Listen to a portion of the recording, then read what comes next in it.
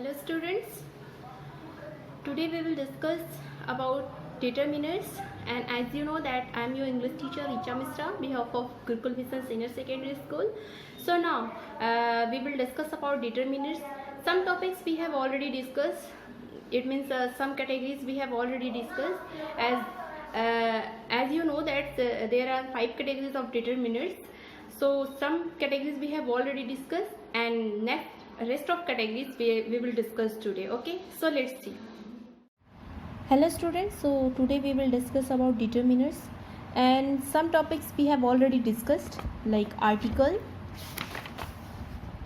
demonstrative and possessive. We have already discussed about that, and today we will discuss about determiner of quantity और quantifiers. Okay, तो आज हम determiner of quantity के बारे में discuss करेंगे. Okay, so now let's see. This tells us how much or how many some of these determiners are used solely with countable noun while other are used with uncountable noun. ठीक है, तो determiners of quantity में जो examples होते हैं सम, वो कुछ जो होते हैं काउंटेबल के साथ और कुछ अनकाउंटेबल दोनों के साथ यूज होते हैं. ठीक है, तो we will see the example. Some examples are a few, a little, all, any, both, enough, many, more, much, some, whole, several, one, etc. Okay, like all को हम क्या करते हैं, दोनों के साथ यूज़ कर सकते हैं, काउंटेबल और अनकाउंटेबल दोनों के साथ. जैसे ऑल मनी जो होता है वो अनकाउंटेबल हो जाएगा, और ऑल बॉयज़ अगर हमने यूज़ किया तो वो क्या हो जाएगा, काउंटेबल हो जाएगा. तो यानी दोनों के साथ यूज़ हुआ. सम भी जो होता है, सम भी दोनों के साथ ही यूज़ होता है. ओके, तो आगे हम बताएंगे कि कैसे. पहले यहाँ पे देख लेते हैं सम एग्जाम्पल्स कि कौन सा काउंटेबल में होता है और कौन सा अनकाउंटेबल में आ जाएगा. तो many pencils, this will be countable noun, and much water, this is in uncountable noun. A few pencils, this is in countable, and little water, this is in uncountable.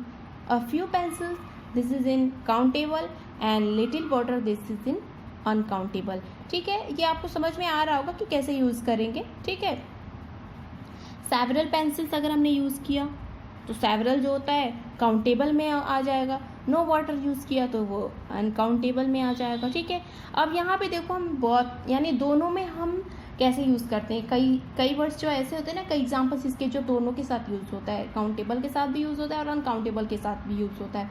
तो आई थिंक काउंटेबल और uncountable में आपको कोई confusion नहीं होगा, क्योंकि countable और uncountable noun तो आप स्टार्टिंग से पढ़ते आ रहे हो. बस उसमें डिटरमिनर्स का कैसे यूज़ हुआ वो आप यहाँ पे देख सकते हो. ठीक है, अब देखो दोनों के साथ कैसे यूज़ होता है.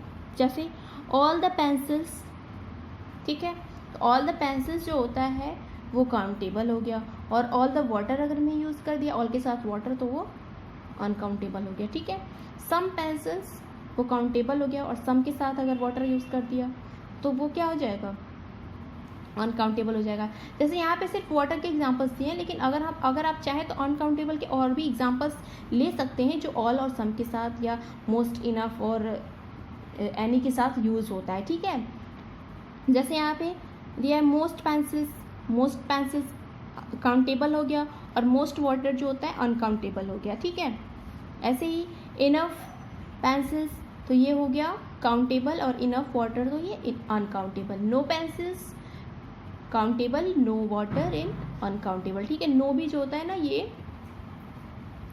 एनी पेंसिल्स, ये भी जो होता है काउंटेबल हो गया पेंसिल, और एनी वाटर अनकाउंटेबल. ठीक है, तो आई होप कि यहाँ तक आपको समझ में आ गया होगा. ठीक है, नहीं समझ में आएगा तो you can ask with me after watching this video.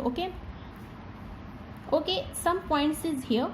यहाँ पे कुछ पॉइंट्स दिए हुए जिसको जानना बहुत ज़रूरी है, जिसके बेस पे हम इसके एक्सरसाइजेस कर पाएंगे. ठीक है, जैसे दिया है much is normally use for question and negative statements. यानी मच जो होता है वो नॉर्मली क्वेश्चन करने के लिए या नेगेटिव स्टेटमेंट्स देने के लिए यूज़ होता है. जैसे how much wire do we need. ठीक है, यानी हमें कितने वायर की ज़रूरत है. ठीक है, तो ये क्वेश्चन पूछने के लिए, दिस इज एन इंटेरोगेटिव, तो ये क्वेश्चन पूछने के लिए मच का यूज़ हुआ. तो यहाँ पे बता रहा है ना कि क्वेश्चन पूछने के लिए यूज़ करते हैं मच का। और नेगेटिव स्टेटमेंट में कैसे, तो ये देखते हैं second example, it didn't take much work to clean this room, है ना। तो यहाँ पे ये डिडंट यानी नेगेटिव आ गया ना, टेक मच वर्क यानी बहुत काम नहीं लिया इस रूम को साफ करने के लिए, ठीक है। तो यहाँ पे मच का यूज़ जो हुआ नेगेटिव स्टेटमेंट और यहाँ पे इंटेरोगेटिव में, दोनों में यूज़ हो गया। सेकेंड पॉइंट देखते हैं, we use most with a general plural noun, ठीक है। मोस्ट को होता है ना, मोस्ट हम जनरली प्लूरल नाउन में यूज़ करते हैं मोस्ट। जैसे most people think it is easy to make money, people plural हो गया, तो यानी मोस्ट हमने पीपल के साथ यूज़ किया यहाँ पे। तो बहुत लोग होते हैं जो it is think to easy money, money को बनाना बहुत ईजी है, ठीक है। मोस्ट स्कूल्स क्या है, दिस इज़ इन प्लूरल, तो यहाँ पे भी मोस्ट का यूज़ हुआ प्लूरल के साथ। तो most schools today have a computer lab, यानी बहुत स्कूल आज हैं जिनके पास कंप्यूटर लैब है, ठीक है। थर्ड पॉइंट है, a singular noun follows the expression many a, यानी सिंगुलर नाउन जो होते हैं वो हमेशा मेनी अ को फॉलो करते हैं, ठीक है। अगर हम मेनी को सिंगुलर में यूज़ करते हैं तो वहाँ मेनी अ फॉलो किया जाता है। जैसे in example, many a young man has aspiration to fame without really working forward it, okay. Many a young man, तो यहाँ पे मेनी अ यंग मैन का यूज़ हो गया, many a young man, okay. Second example, I have warned you many a time about coming late, today you will be punished. I have warned you यानी मैं warn कर चुका हूँ कि you many a time यानी तुम बहुत बार, about coming late बहुत बार लेट हो चुकी हो, today you will be punished और तुम्हें आज पनिशमेंट मिलेगा, ठीक है। तो यहाँ तक आपको समझ में आ गया। According to this points this are examples, okay.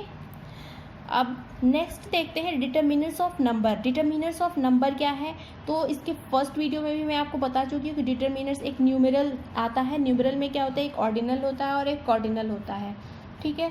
यानी दो नंबर्स यूज़ करते हैं, एक ऑर्डिनल नंबर एक कॉर्डिनल नंबर यूज़ करते हैं, ठीक है।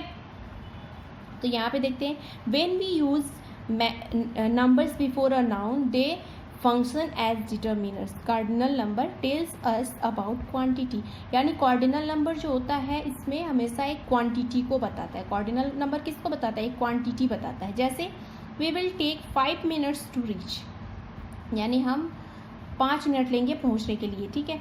तो 5 मिनट्स ये क्या बता रहा है, एक क्वांटिटी को बता रहा है, ठीक है, फिक्स क्वांटिटी को बता रहा है। जो फिक्स नंबर होता है वो क्वांटिटी को बताता है, okay.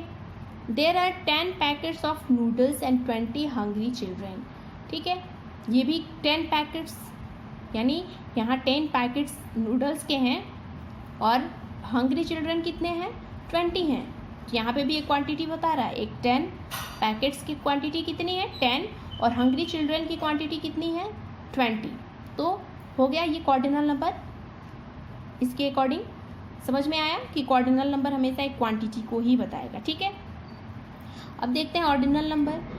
When we use ordinal number first third second fourth जो भी है, ठीक है, ये सारे ऑर्डिनल होते हैं। तो first third ETC as determiners, यानी डिटर्मिनर्स में फर्स्ट और थर्ड कैसे यूज़ करते हैं, दे शो सीक्वेंस, यानी फर्स्ट सेकेंड थर्ड जो होता है ना हम एक सीक्वेंस के लिए यूज़ करते हैं, ठीक है।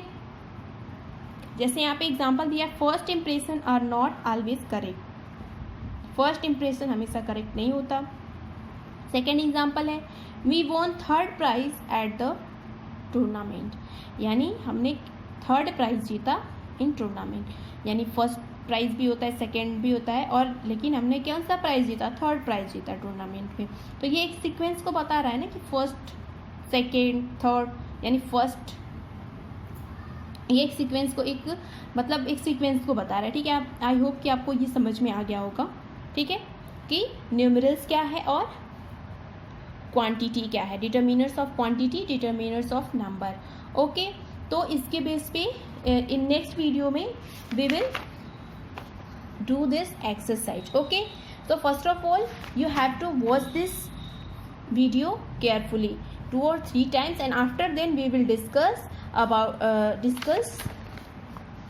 on this exercise, okay. So thank you.